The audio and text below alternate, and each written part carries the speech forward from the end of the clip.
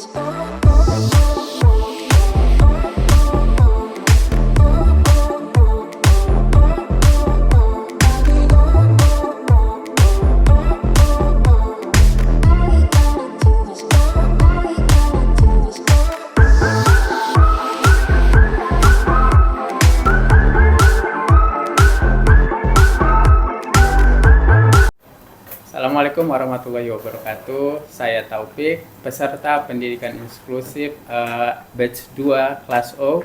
Di sini saya ada tugas mewawancarai rekan kerja saya, Bu Nur Aini. Selamat siang, Bu Nur. Selamat siang. Terima kasih sudah bersedia meluangkan waktu. Saya ingin berbagi hasil kajian singkat tentang bukti penelitian, di mana dalam penelitian ini di pendidikan inklusif yang baru saya pelajari.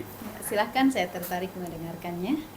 Baik, saya telah menelaah dua jenis bukti penelitian di sini nih Bu. Ada penelitian literatur abu-abu dan juga ada literatur penelitian meta-analisis. Nah, pertama itu artikel yang saya teliti berjudul Tantangan dan Strategi Guru Profesional dalam Menangani Keberagaman Siswa di Pendidikan Inklusif oleh Munawir dan rekan-rekannya itu di tahun 2025 itu artikel mereka.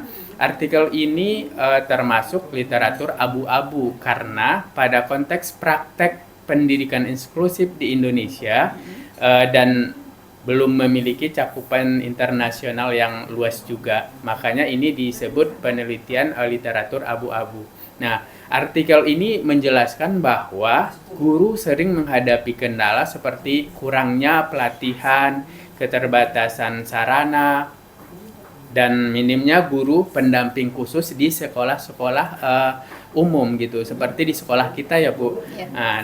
Namun artikel ini juga menawarkan strategi yang dapat diterapkan untuk mengatasi tantangan tersebut. Artikel kedua yang saya teliti itu penelitian meta-analisis, itu dilakukan penelitian oleh Dignat dan juga rekan-rekannya pada tahun 2022. Ini menggabungkan hasil 102 penelitian dari 40 negara. Nah, penelitian ini menunjukkan bahwa pelatihan dan pengalaman profesional itu sangat berpengaruh terhadap keyakinan dan juga kesiapan guru dalam penerapan di pendidikan inklusif. Ya.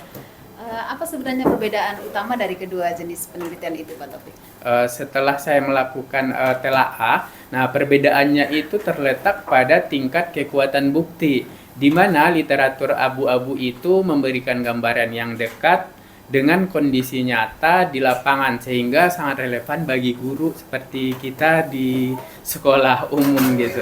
Kemudian untuk cakupan datanya juga itu lebih terbatas, sementara itu kalau meta-analisis itu menggabungkan banyak penelitian sehingga menghasilkan bukti yang lebih kuat dan juga dapat dipercaya untuk pengambilan keputusan dalam suatu pendidikan. Baik. Lalu bagaimana dampaknya bagi pekerjaan kita di kelas, Pak? Kalau dampaknya itu cukup besar ya Bu. Temuan tersebut menunjukkan bahwa keberhasilan pendidikan inklusif itu tidak hanya tergantung pada kebijakan sekolah, tetapi juga pada kompetensi dan juga keyakinan guru. Oleh karena itu, kita perlu terus mengikuti pelatihan seperti yang sekarang saya lakukan gitu ya, atau ikuti. Kemudian setelah itu kita berbagi praktik baik dengan rekan-rekan guru mungkin di sekolah yang kita di sekolah kita ya tempat bekerja kita, kemudian menyesuaikan strategi pembelajaran juga dengan kebutuhan murid yang beragam di sekolah gitu. Ya, baik. Gimana? Apakah hasil dari penelitian yang dari luar negeri ini bisa diterapkan di sekolah kita, Pak, kira-kira? Sebenarnya bisa ini digunakan Bu sebagai acuan, tetapi masih perlu disesuaikan dengan kondisi lokal atau kondisi di sekolah kita gitu. Karena itu saya menggabungkan temuan meta-analisis dan literatur abu-abu ini, karena ini kan membahas konteks di Indonesia. Dengan cara tersebut maka keputusan yang diambil itu menjadi lebih seimbang antara bukti ilmiah dan juga pendidikan nyata di sekolah gitu. Ya, sangat menarik ya. Menurut Bapak, apa langkah yang paling penting untuk meningkatkan pendidikan inklusif ini, Pak? Baik, kalau menurut saya ada beberapa langkah ya Bu. Yang pertama peningkatan kompetensi guru nih melalui pelatihan berkelanjutan. Kemudian misalnya langkah yang paling penting itu kita harus update ilmu. Kalau ada pelatihan-pelatihan seperti pendidikan inklusif itu kita ikuti saja, dan juga pelatihan yang lainnya. Nah, selain itu kita juga harus bisa kolaborasi antar guru mata pelajaran, guru BK, orang tua, dan juga pihak sekolah. Nah, dengan itu kita akan memperkuat agar kebutuhan setiap murid itu dapat kita penuhi. Gitu. Iya, baik. Terima kasih Pak Taufik atas penjelasannya. Informasi ini sangat bermanfaat dan mudah dipahami bagi saya. Terima kasih Pak Taufik. Ya, terima kasih juga Bu Nur. Saya senang jika informasi ini dapat membantu praktik pembelajaran di kelas nanti ya buat Ya, Bu Nur dan juga saya. Iya, terima kasih. Tadi setelah percakapan kita ya, saya ingin meminta umpan balik nih Bu. Menurut Ibu, apa yang sudah berjalan dengan baik dan dalam komunikasi saya gitu? Ya, baik Pak. Menurut saya penjelasan Bapak sudah sangat jelas, runtut dan menggunakan bahasa yang mudah dipahami.